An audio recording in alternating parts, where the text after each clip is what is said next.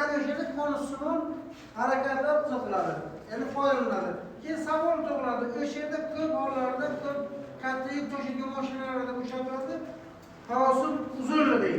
Ana shuning uzilishiga asosiy sabab ya'ni o'sha mashinaga mo'ljallangan cheklangan miqdorda yuqori qo'yib yuklash. Oxir oqibatida bilasizlar, farosatni buralishga ishlaydi. Buralishga ishlagandan keyin albatta u qancha tonna yuk ko'taradigan bo'lsa, agar u nima qiladi? Shunga munosib diametr qo'yadigan bo'ladi. Shuning uchun nima bo'ladi? Yemiriladi. Yana kimda qanday savol bor? Ayting. Chevrolet uzatmalar sanoat miqyosining qayerda bilishdi? O'tiring. Demak, Chevrolet uzatmalar e'tibor bergan bo'lsangiz, rasmdan ko'rsatib ularni sizda laboratoriyada onlayn ko'ramizmi? Demak, Chevrolet uzatmalar, ular sanoatda asosan yuk ko'tarish kranlarida ishlatiladi. Yuk kranlarida ishlatishning asosiy sababi ularda uzatishlar sonining 8 dan 80 gacha bo'lgan oralig'ida ishlatilishi. Bu degan nima degani ekan? Demak, bu 8 dan 80 martagacha burchak tezligini kamaytirib, shuncha marotaba birovchi momentni oshirib beradi. Bir tasavvur qiling o'zingizga. Masalan, deylik, birinchi valdagi birovchi moment 30 kilonewton bo'ladigan bo'lsa, agar ikkinchi valdagi 80 marta oshirganimiz necha bo'ladi u? 2400 kilonewton bo'ladi. Yoki bo'lsa bu 2.400.000 newton bo'ladi. Ko'rdingizmi? Kuchni qancha marotaba aylantiradi. Lekin endi qarang, tezlik nima bo'lyapti? Endi savol tug'iladi. Agar biz yukni birdan ko'tarib, birdan tushiradigan bo'lsak, nima hosil bo'ladi?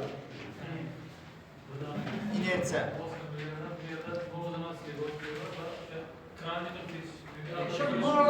Nima hisoblansa bo'ladi?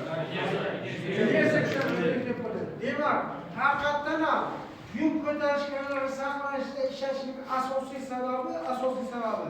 Demak, u yerda.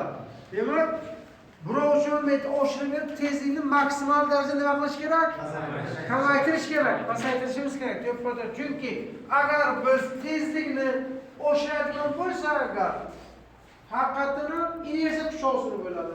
Inersiya kuchining o'zining hosil bo'lishiga asosiy sabab jismning inertligidan paydo bo'ladi. Jismning inertligi nimadir?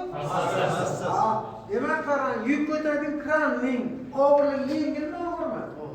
Og'ir, inertligi katta. Agar demak inertligi katta bo'lib, inersiya kuchi ham katta bo'ladi.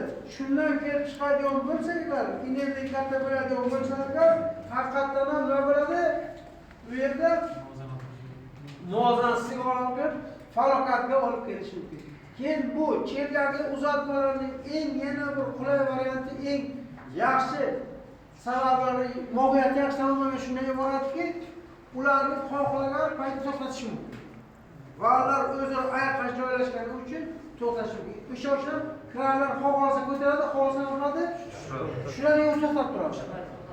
To'xtatib turadi. Ya'ni yukni qo'yish uchun to'xtatib turish kerak-ku. Bu masalalar, masalan, deylik, konsumonda yoki bo'lmasa sredin uzatmalarni juda muhokama qilish, yoki zanjir uzatmalarida bunda esa xohlagan vaqtingizga o'sha aytilgan momentingizni nima qilishingiz mumkin? Endi buni hayotda o'zingizdan ko'p ko'ribsiz, endi shu hayotda turmaydigan mayna g'ira deydi-ku. O'sha tushiringa ko'taring degani. Demak, sizlar ustidan yaxshilasa, yana qanday savollaringiz bor? Agar savollar bo'lmasa, sizlar yana keyingi darsimizgacha vaqt bor, bemalol masalaga internet saytlarini beraman. Qiziqib ko'rib, mexanik bo'lsa ko'ringlar, nima savollaringiz so'raydigan bo'lsa, albatta javob beramiz. E'tiborlaringizni shart.